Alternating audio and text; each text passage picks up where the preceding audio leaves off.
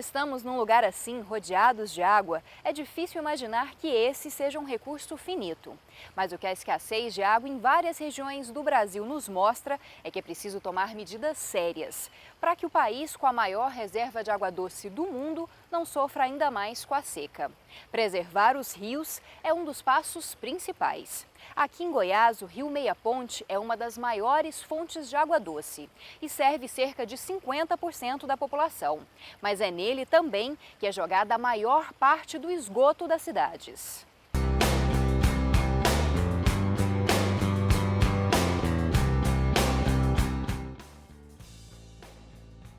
O Rio Meia Ponte, literalmente, ele não teve tempo de pedir socorro. Quanto mais a cidade crescia, mais ele ficava numa situação de retaguarda, uma situação secundária. O rio, né, ele simplesmente ficou relegado, né, em relação ao plano, vamos dizer assim, o plano de importância da cidade. Então, quando você, desde o princípio da construção da cidade, o rio já está inscrito num lugar abjeto, né, daí você encontra todas as condições para um rio se degradar, uma vez que ele não está incluído na paisagem considerada importante. Por extensão, o rio ele foi acomodando, né, no caso do Meia Ponte, ele foi acomodando tudo aquilo que poderia ser considerado negativo.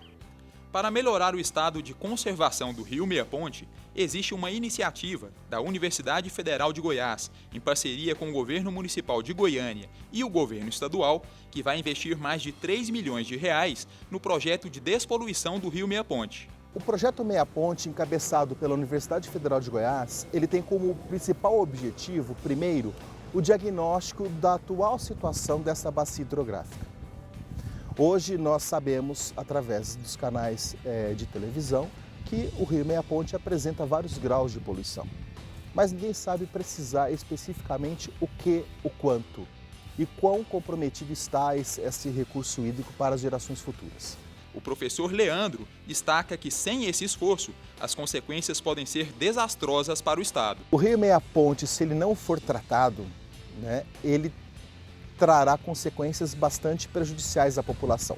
A principal delas é a perda da qualidade da água. Nós captamos essa água para abastecimento público.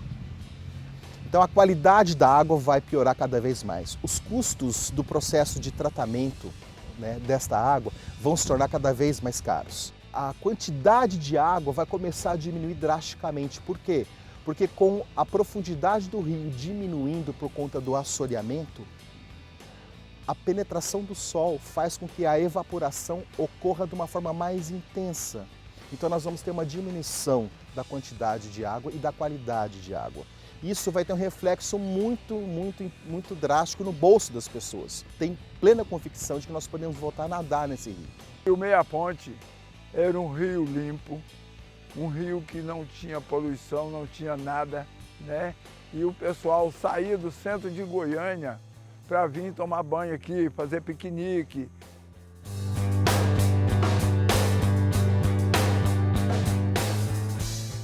De 2 a 3 litros de água é a quantidade que um ser humano deve ingerir para manter a saúde do organismo, que é formado por pelo menos 60% de água. Mas a escassez de água potável é um problema mundial e atinge pelo menos 1 bilhão de pessoas.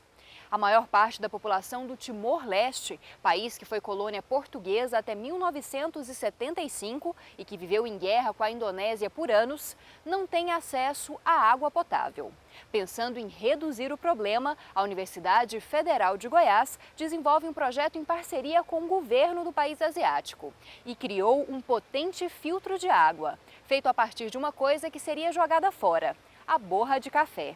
Em um laboratório da Universidade Federal de Goiás, no centro-oeste brasileiro, está sendo desenvolvido um projeto que vai auxiliar a população de um país do outro lado do mundo. Para diminuir o problema com a falta de água potável no Timor-Leste, os pesquisadores criaram um método para filtrar água a partir de borra de café. O processo desenvolvido na UFG extrai da borra que seria jogada no lixo biocombustível, aroma para a indústria alimentícia e fertilizantes. O resíduo que sobra depois de tudo isso dá origem a um potente filtro de água. Após obter óleo, aroma e fertilizante, nós temos aquilo que a gente chama de torta de café. É o que sobrou da borra de café após extrair tudo isso. Essa torta de café, ela possui um poder de purificação de água 3 vezes maior do que o carvão ativado comercial, que é o produto mais utilizado para purificação de água hoje. A pesquisa é desenvolvida desde 2009 por meio de uma parceria entre o governo do Timor-Leste e o Ministério da Educação do Brasil, que possibilitou a vinda de dezenas de alunos de pós-graduação do país asiático para cá. O método barato de filtragem de água vai auxiliar a população do Timor-Leste, que é grande produtor e consumidor de café, mas sofre ainda com a falta de água potável para a maior parte da população. O problema da água do Timor-Leste é que falta de tratamento por parte do governo ou por parte de alguma organização ou indústria. As populações enfrentam essa dificuldade de acessar uma água potável. A ideia desse projeto é fazer com que o governo do Timor-Leste, que consome muito café, venha doar a borra de café para uma cooperativa que existe dentro do Timor-Leste, uma cooperativa de cafeicultores. Essa cooperativa vai extrair o óleo, vai produzir biodiesel, vai produzir glicerina, vai extrair o aroma, vai extrair o fertilizante que existe na borra de café, o qual vai retornar para a cafeicultura. E em troca deste produto, a cooperativa vai gratuitamente, com o apoio do governo do Timor-Leste, vai doar filtros de purificação de água para a população.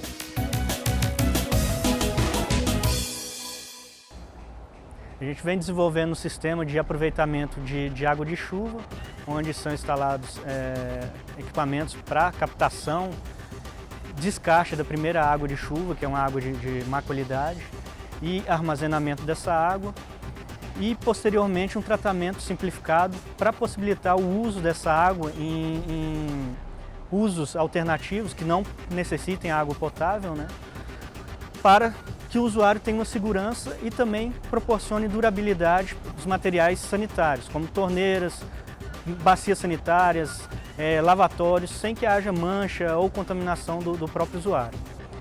E nesse tratamento a gente tentou fazer um tratamento simplificado através de uma filtração com membranas de celulose. Então a gente faz uma dupla filtração. E na sequência a gente faz uma desinfecção através de ultravioleta, que são a radiação ultravioleta, utilizando uma lâmpada específica.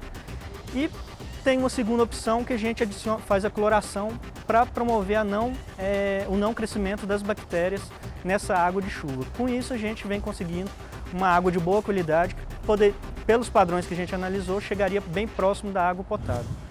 Quando pensamos na preservação do meio ambiente e também da água, é preciso levar em conta 3 R's: reaproveitar, reduzir e reciclar.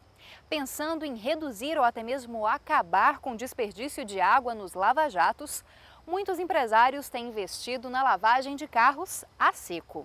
Confira na matéria que você assiste agora.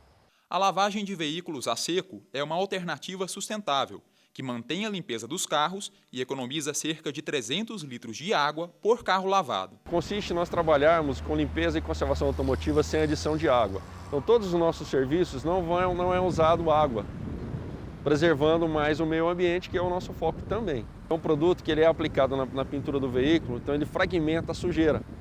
Então a gente tem facilidade de remoção da sujeira sem precisarmos fazer força ou lançarmos mão da água para poder fazer a retirada dessa sujeira. De acordo com o dono de um lava-jato, que usa a técnica de lavagem a seco, outra vantagem da iniciativa é que o produto utilizado é biodegradável, livrando o meio ambiente de qualquer contaminação. Os produtos são todos biodegradáveis e focando na sustentabilidade, né?